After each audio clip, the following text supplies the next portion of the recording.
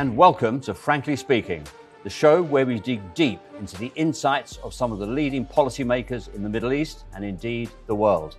I'm Frank Kane. Today, I'm joined from Washington, D.C. by Reza Pahlavi, Crown Prince of Iran in exile, who is going to share his expert views on the current state of that important but volatile country. Your Highness, welcome to Frankly Speaking. Hi, Frank. Good to be with you. You too. Many thanks for coming on the show. Let me dive straight into it. You told the Sunday Times newspaper in January 2020 that the regime in Tehran is cracking from the inside. Of course, we're now nearly 18 months later. We have a much more lenient US administration. Tell me, frankly speaking, do you still think the regime is cracking, or are the Ayatollahs here to stay? Look, any totalitarian system, history has shown, doesn't last. We saw the end of the Soviet Empire. We saw the end of apartheid. We saw the end of many totalitarian regimes, and the Islamic regime is no exception. It's just a matter of time. You have to understand that today we have the youth of the country who simply want a different life, opportunities, and everything they're dreaming of. This regime stands in obstacle. The regime, of course, has maintained repression as a means of trying to terrorize the nation, but to no avail. Today, we see the chance for freedom more and more, louder and louder in every corner of the country. And that is indicative of the fact that not only the regime has lost its legitimacy, but it's beginning to lose its grasp as well. In the current situation, the Joint Comprehensive Plan of Action, the JCPOA, has been a fixation of the current Biden administration, hasn't it? What's your view on the current version of that plan compared to the previous version? Well, in essence, one has to understand that everything, and not just limited to the JCPOA, but the overall confrontation of the free world vis-a-vis the problematics caused by this regime was always set on the premise of behavior change. And an expectation of behavior change by this regime is what is, in essence, flawed. This regime cannot change its behavior because its entire existence depends on its viral state of wanting to export an ideology and dominate the region, either directly or via proxies. It is therefore incapable of coming to terms with the way the world wants to see the norm. So regardless of what is trying to be negotiated here, the net outcome is that it's futile, and the regime is simply using whatever it is as a means of blackmail, forcing the world to deal with it so it can continue maintaining its grip in the geopolitics of our region. Okay, we'll get on to the exportation of terror a bit later. But in the current circumstances, what would your advice be to the Biden administration to achieve the best results from where we are now? There is a direct correlation between the regime backing down and the amount of pressure exerted on it. We have seen, in fact, that for the most part, increased pressure on the regime has forced it to either curtail its ability to do whatever it wanted to do. Any relaxation, to the contrary, emboldens it and enables it to further its constant state of creating instability in the region, as we have recently witnessed in the recent clashes where rockets have been fired on Israel and things of that nature, and of course Yemen and many other examples we can point to. As a whole, while attempting to find a solution, albeit just limited to the nuclear issue, which should not be limited to it, and that's a different argument altogether, but you cannot have any sense of net result by going back to the same concept where today probably half of the components of the former JCPOA have expired, and you're trying to get same results with lesser means. In other words, the status quo is not favoring the world, but it's favoring the regime, unless something in the dynamics of that changes. And I think the only way to be able to at least get more results is not by laxing pressure, but to the contrary, exerting pressure. This is not just from the point of view of the outside we're looking in. it is also in the interest of a population that is paying the price every time the regime gets a second breath. Throwing the regime a lifeline is not the way to go. It will be net, lose-lose for the people of Iran and the free world, only to the benefit of the regime. Okay, that's an interesting point. So should things go well for the current regime in these negotiations and economic links are restored to the rest of the world, do you think that Tehran will use the cash that it gets from that restoration for the benefit of its people, or will it continue to finance terror groups and militias around the region? Well, I think we have seen that happen already once during the Obama administration, where a tremendous amount of money was released to the regime, and none of it was spent on the people of Iran. Why people are starving in the streets, and we see images of it every single day via social media or other output. The money was spent on pretty much reinforcing the regime proxies in the region, in Syria and elsewhere. And I don't see any reason why all of a sudden the regime will say, oh, mea culpa, from now on we're going to take care of our own people. It's just not part of its raison d'etre. As I said, the regime from the get-go did not look at itself as a government for a state, but more as an agent of exportation of an ideology.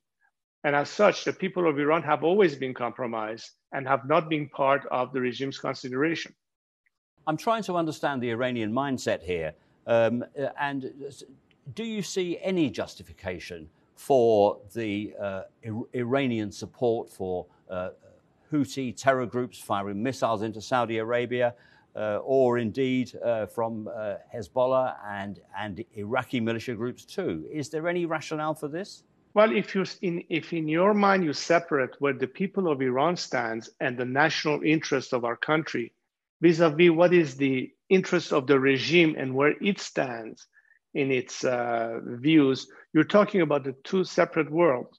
The regime, of course, has every interest to continue fomenting instability because its survival depends on that. To the people of Iran, on the other hand, our national interest depends first and foremost on having stability and peace and cordial relationship with our neighbors, as opposed to constantly meddling into their internal affairs by various means of interference.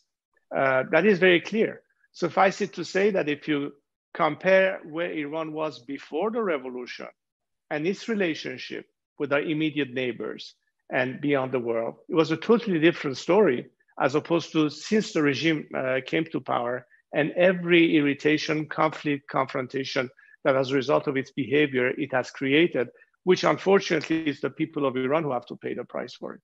Let's move on to what might replace that situation. In a recent interview with Voice of America, you proposed that in the future Iran has an elected monarch. Tell me how this system might work in your mind. But the principle is essentially a democratic system which is based on sovereignty and the will of the people, like everywhere else in the world when we see democratic governments, irrespective of its final form. You have countries that are republics, you have countries that are parliamentary monarchies, from Japan to Sweden to Germany to the United States, albeit they are slightly different from one another because of the specificities of that particular nation and its population and its fabric, if you will. So the basic principle here is that whatever in the future we would like to attain in a secular democratic alternative to a theocracy that we are currently having in our country is for the people of Iran to ultimately decide the final form, so long as the content is democratic. Which is why I have asked my fellow compatriots, whether Republicans or monarchists, that in the future to put forth their best model or proposition as to what the final form could be, so that the Iranian people this time would clearly have all the alternatives and options available to them before they cast their final vote in a referendum to ultimately determine the final form. So this is the real principle that we need to think of, and the democratic process will take care of the rest. In other words, once the regime collapses, we anticipate a period of transition where a temporary government will have to manage the country's affairs while a constituent assembly will draft a new constitution, put to debate all these issues that are to be discussed so that the people of Iran ultimately have a choice of how and what they will determine the future. My issue, however, is that whatever the final form, the premise has to be something that ends up being a choice or a selection or an election by the people in order to have full legitimacy and be consistent with democratic principles. So it's a way of uniting Republicans and monarchists. Is that how you see it? Is that a viable power bloc within the Iranian political system? In a pluralistic society such as Iran, it is obvious that regardless of your ideological preferences, what transcends political divisions is the national interest and commonality of collective survival in a democratic system. Without a democracy, without human rights, we cannot achieve all the goals of peace, stability, and progress. That's a precondition to Iran's positive future. In that, any Iranian, regardless of opinion, have a common platform and agenda, I believe. What role would you see for yourself in this? Do you see yourself as this elected monarch? Or would you support an alternative candidate, perhaps somebody who can unite the Iranian people? What do you think? I have said to my fellow compatriots throughout the years, I'm not running for any office. The only mission that I have in life is to assist the process of reaching the point that I was talking about, where people can ultimately choose for themselves their future. My only mission in life is to get to that finish line, which is the liberation of Iran, and post this regime have an opportunity to establish a new secular democratic system in our country. That day will be the end of my political mission in life. Okay. Regardless of who the elected monarch or the president is, do you think that Iran can ever abandon theocratic rule? Have the Ayatollahs eternally changed the DNA of the country? No, I think it's quite the contrary. I think religious governance has created a situation where people are steering away from religion. In fact, there's much more apathy vis-a-vis any religious sentiments as a result of this regime directly trying to force or politicize religion and impose it on the public in the public sphere. Religion is something personal and private, and that's the reason why it should be separate from anything in the public sphere. Iranians have learned it the hard way, and I think today you see that even those who are pious in Iran don't want this regime because they see the damage that it causes to people's faith and to the establishment of the clerical establishment. Many clerics who happen to be secular in the sense that they also believe that religion has no place in governance agree with that. Only the very few who happen to advocate what this regime stands for, and are the only ones in power, by the way, would argue that. But today, I think after 40 years, Iranians have learned their lesson. It is sad that we had to experiment with theocracy. But then again, when I think of Europe and the medieval times and the Inquisition, Enlightenment and the period of Renaissance came as a result of, at the time, a Christian theocracy, and this time it's the Islamic kind. It's the Islamic Inquisition that Iran is now at the end of the tunnel coming out. And in that sense, a separation between what religion is and what governance should be is becoming more and more clear and asked for by my fellow compatriots, particularly today's generation who has much more access to information and analysis and study and debate, fortunately, with the help of technology and social media. Very interesting point. Just in terms of how the country currently works, in a recent leaked recording, Javad Zarif, the foreign minister, exposed what many people thought was an open secret for a long time about how the country works, that the government is a puppet in the hands of the supreme leader and revolutionary guards. Were you surprised at that leaked recording? What are your thoughts on that? I don't know if I would say I was surprised, but in a way I was glad that when somebody from the regime itself is dismantling this naive expectation by the Western world that moderates will be able to resolve the issues should they be in a position of control, he pretty much said, hey, there's no such thing. It's a totalitarian system at the end, depending on the decision of one supreme leader, and that has always been the case. Therefore, there's no possibility of anything that the world can think that maybe internally within this regime, any solution could be reached. I think that attestation pretty much threw water on the remaining cinders of a fire that has died. Some people say that Iranian hatred for Arabs wouldn't change no matter who is in power in Tehran. Is that true? I don't believe that for a second, because I think that a nation like Iran, who has a long history of civilization, of culture, of tolerance within itself, has never had an issue of antagonism vis-a-vis any other culture or nation in order to be able to find its own identity. We had that in our own country, including the Arabs, whether they were Iranian Arabs or Arabs in the immediate region. This regime is the cause for this friction and conflict. It's a sort of something that has poisoned the well and has manipulated minds. But if you think of the average Iranian, thinking of what the relationship can be with our neighbors in the Persian Gulf and our immediate area, why would they have any reason to have a need for antagonism in order to obtain what they want for themselves? In fact, I think to the contrary, the more we have cordial relationship with our neighborhood, the more quickly can we jointly tackle the challenges that we all face. Let me give you a simple example. Long before we can resolve the political crisis in terms of imperative, which of course it is, we should worry about water crisis that exists in our area. This is not only Iran, but many other countries also suffering from water crisis problems. If Iran today was a different Iran, you wouldn't have missiles being shipped to Yemen. We would have scientists, including Israeli experts who are the best in the field, working at resolving the water crisis for our respective countries. So imagine the change of scenery that can all depend only on this regime no longer being in place, creating all the problems that we are facing, including this kind of frictions that is a result of its negative influence. In particular with Saudi Arabia, should you ever come to power or the system that you advocate come to power, how would you see future relationships with the kingdom? Well, as I said, look at the way the relationship was before the revolution. When King Faisal of Saudi Arabia passed away, there was a 7-day mourning period in Iran, even more than the Saudis themselves.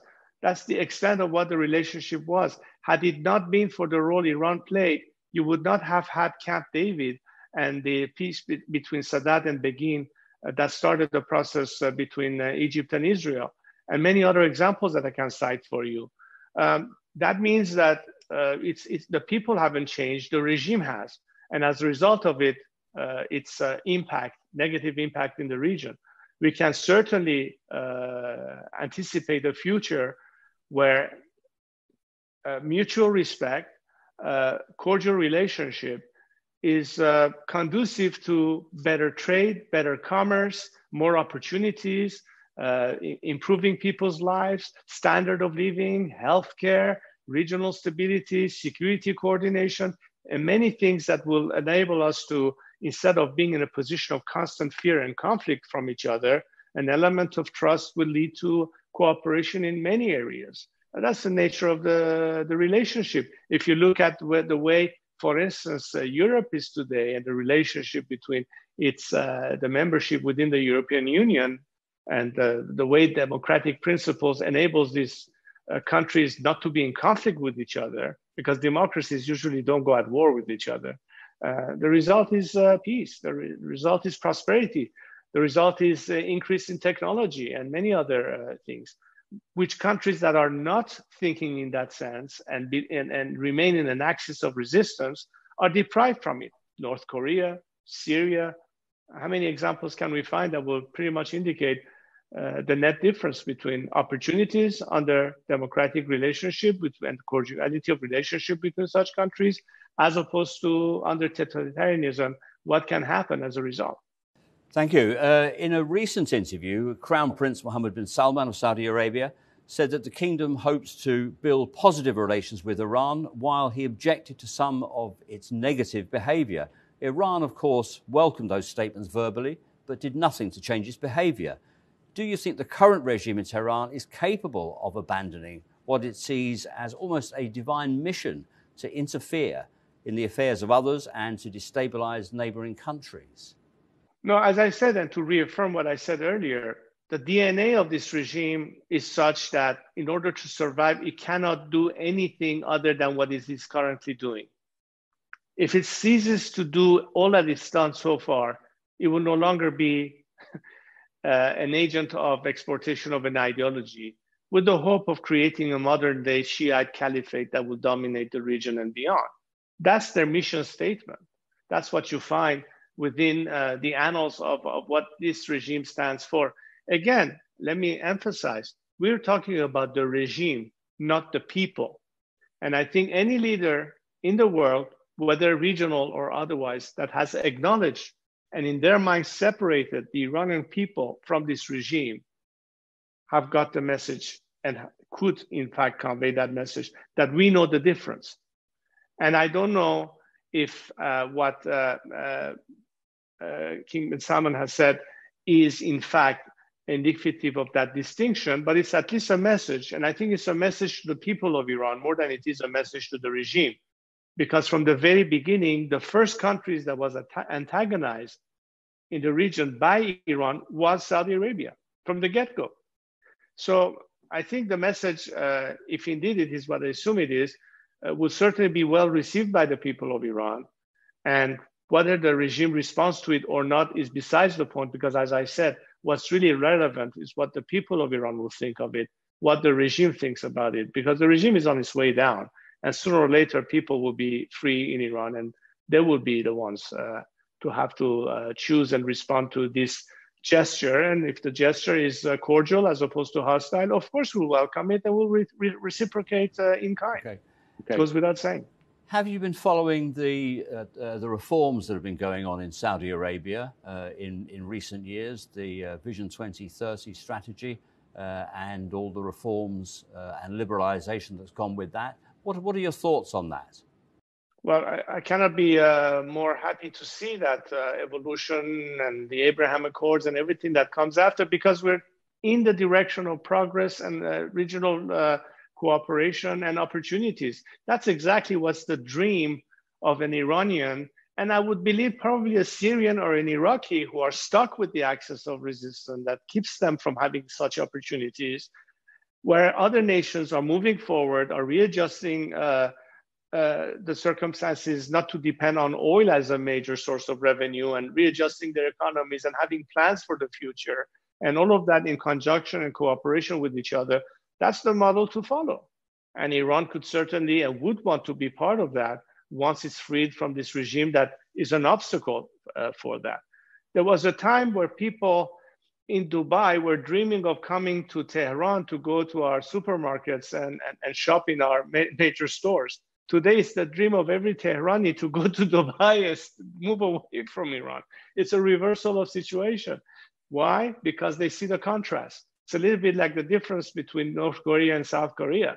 I remember seeing on the map a picture taken at night that was published in National Geographic's magazine, and it's astounding when you look at a night picture.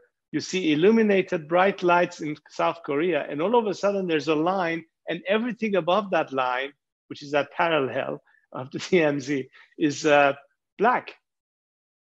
I mean, opportunity versus lack of opportunity. I think that image is quite telling where the trend is and where people want to be. And I don't care if you are Egyptians or Iranian or Syrian, that's a matter of opportunities and relationship. And the example needs to be followed. And I think Iranians are picking up on that to the detriment of the regime, of course. I remember exactly the picture that you're talking about. Tell me a bit more about Israel, if you would, and the Abraham Accords. There does seem to be a deep-rooted hatred of Israel in the current Iran. How do you see the Abraham Accords? I know you've mentioned them. Just tell me a bit more. And would a new Iran follow suit with the countries like the UAE and Bahrain and others who have normalized relations with Israel? Well before the Abraham Accords hit the scene, there were multiple footages that we have seen in social media coming from Iran, where students in universities who at the entrance and the gate of their campus have the American flag and the Israeli flag painted on the floor, so they would have to walk over it on their way to classes, are avoiding it and are trying to step aside from having to step on those flags. That's the message within Iran. When you hear slogans like neither Gaza nor Lebanon, my life for the cause of Iran, or Khamenei, give up, leave Syria alone, it's a lie that they say America is the enemy. Our enemy is right here. I'm translating all these slogans for you. This is what the Iranian people have been chanting for the past 2-3 years. That would be indicative to you of where their mindset is, as opposed to a regime that needs to be antagonistic and viral and puts under question the survival and existence of Israel as a country. It couldn't be more night and day difference between where the regime is and where the people are. So again, let me reiterate that. And the Israelis know that, by the way. I think many Israelis, including the current leadership, knows full well that the Iranian people have no animosity vis-a-vis Israel. It's the regime that does have this animosity because of its agenda, because of its survival depending on that. So whether it's Ben Salman, whether it's Bibi Netanyahu, whether it's anybody else looking at Iran, they know full well that once Iran is liberated, the people of Iran will be the first to say, hey, we have no quarrels with you. We want to be your friends. We want to be part of the free world, as opposed to a regime that has forced us to submission and is attempting to claim that it's speaking on our behalf where it is not. Which is why today you see that there has been an unprecedented unity over a unifying slogan and campaign of no to the Islamic Republic, which has been perhaps the most significant thing that happened ever since this revolution and is leading today to a boycott of the current elections. It is unprecedented, and that shows the scope of where the people of Iran today, in an unprecedented unified way, stand in their majority, overwhelming majority, against this regime that is represented by a very few that are trying to cling on to power by any means or design, but that will be futile as well. You mentioned the oil market. Let me just ask you briefly about that, if you would, because Iran is a major producer, used to be a major exporter, but in recent months it seems to have almost piggybacked on the discipline that Saudi Arabia and OPEC Plus have brought back into oil markets. But it still isn't part of the OPEC Plus grouping. It's not a part of those output agreements. When will Iran become, again, a responsible full member of the global oil community? Well, again, if there are certain preconditions for a country to obtain the kind of status where it becomes attractive for investment, where it can have more trade, a specific banking system that allows for all former shapes of relationships, it goes back to not only the behavior of the system, but the transparency, the accountability, and many other factors that would certainly give you the kind of rating, if I could call it that, in terms of whether or not this country is willing, able, and capable of addressing such relationships and challenges. So it falls upon us Iranians to put forth the kind of system that will not only be protecting our national interests, but it will also be the kind of system that the rest of the world can deal with. And of course, we cannot hope to have anything close to that again, so long as this mafia-like paramilitary system where there's a symbiosis between the clerical leadership and its apparatus of repression and force, and an IRGC that is basically a commerce-driven, sort of security type apparatus, has created this overall asphyxiation, repression, and overall corruption that is a net result. Once you eliminate that from the scene, we're back to transparency. We're back to to accountability. We're back where the Iranian people can feel safe about their money not being burnt out in accounts that they thought they had under control, but their money has now somehow disappeared. Everything hinges upon that. So yes, I think the short end of the story is as the minute we can implement those changes under sane governance that cares and worries about the best interests of Iran, we have to be able to adjust to these standards so that the world can feel comfortable dealing with us. I have a final question for you. What essential message do you have for Iranians who might be watching this and who have had enough of the current regime, who are fed up with the current regime? What is your basic essential message for them? In the simplest form, what I can say is that democracy is the only way to have ultimately an opportunity for prosperity and progress. It has to be the element that gives the country stability. It gives the nation continuity of political stability, which is conducive to improvement of their lives, feel secure, have their rights protected, know that there's no discrimination at the hand of a system that violates your rights as citizens because of your religion, because of your ethnicity, because of your sexual preference, and what have you. In short, democracy is a guarantee for prosperity, stability, and progress. And I think they know that. The question is not whether we need it, but how are we going to achieve it? And that's the challenge we face as a nation today. Reza Pahlavi, I'm very grateful for your illuminating insights, and it's been a pleasure to have you on Frankly Speaking. Thank you very much indeed. Thank you, Frank.